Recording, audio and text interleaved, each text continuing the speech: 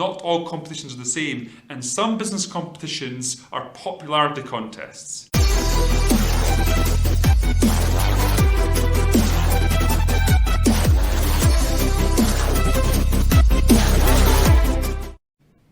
Hey, Callum with a K here.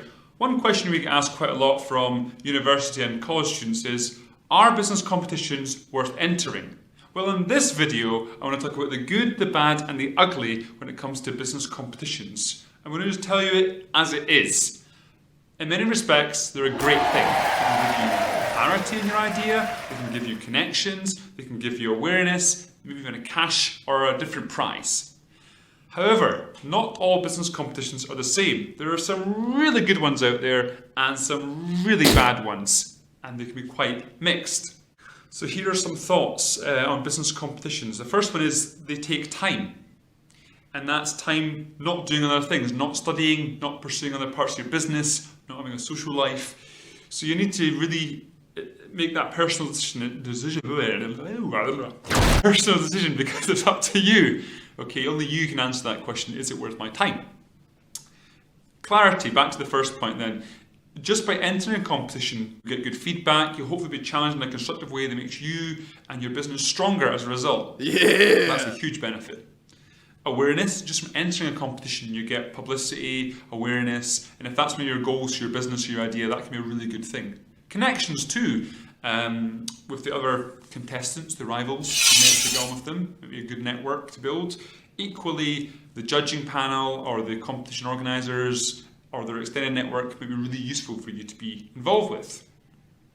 And again, a cash prize or a different prize, there are a number of benefits, or maybe in-kind support where you get X number of hours of a consultancy firm. So there's a whole host of benefits to entering competitions. However, and I'm going to get some hate for saying this, not all competitions are the same, and some business competitions are popularity contests. So a lot of them are funded by corporate sponsors, by the government, so they need to justify their own existence, and to ensure they get money for next year, sometimes the most popular person wins rather than the best business idea.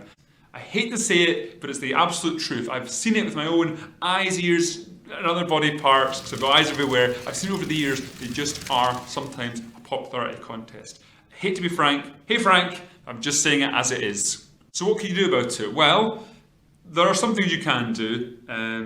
You really need to constantly articulating your story, your passion, really thinking about what are the main audience questions, what do the judges want to know, what's the criteria they're assessing. It may just take 2 or 3 times entering the same competition to win, and that's maybe part of the process for that competition, getting that feedback and coming back stronger and say, okay, 6 months ago you said I was here, look how much I've done in the last 6 months since I last came to see you. They want to see progress. Remember, people see things differently, so finance people only see the world for numbers, and I'm not being dismissive or belittling, I'm just making a point that people have a particular bias, so they want to hear certain things. So make sure in your pitch or your video that you cater to their needs. So make sure you cover finance, marketing, people, for all those people that want to know those particular parts, make sure no one's left out. However, sometimes you just can't win over people. You know, it's a little bit of a lottery with some judges, because if you've got a pet business or a pet idea and they don't have a pet, they may just not like you. And that's very difficult to overcome. The opposite is also true. If they have a pet, they might be more engaging and receptive of your idea. Equally, if you've got an app idea, and the judges are always on their phone, they're always using apps to get around, to make reservations, to book hotels, they may be more receptive to your idea. If, however, like me, you still use 2 cups of a bit of string, then I ain't going to listen to your idea. So you need to bear that in mind. And again, if you can think of a good strategy for overcoming that, let me know please in the comment section below. So, quick recap of where we are. Business competitions can be a good thing for a number of reasons. Clarity, connections, money, publicity. They're not all the same. Don't be afraid to look beyond your doorstep.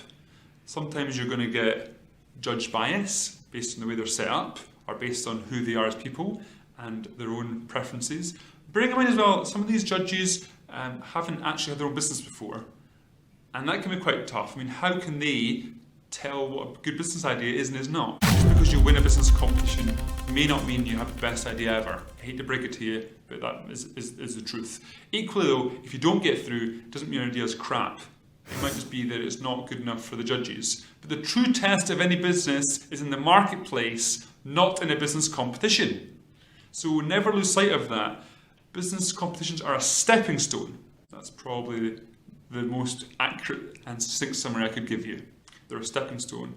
And bearing in mind there's also a huge time investment for entering competitions. So that's my thoughts on business competitions. I would love to hear from you.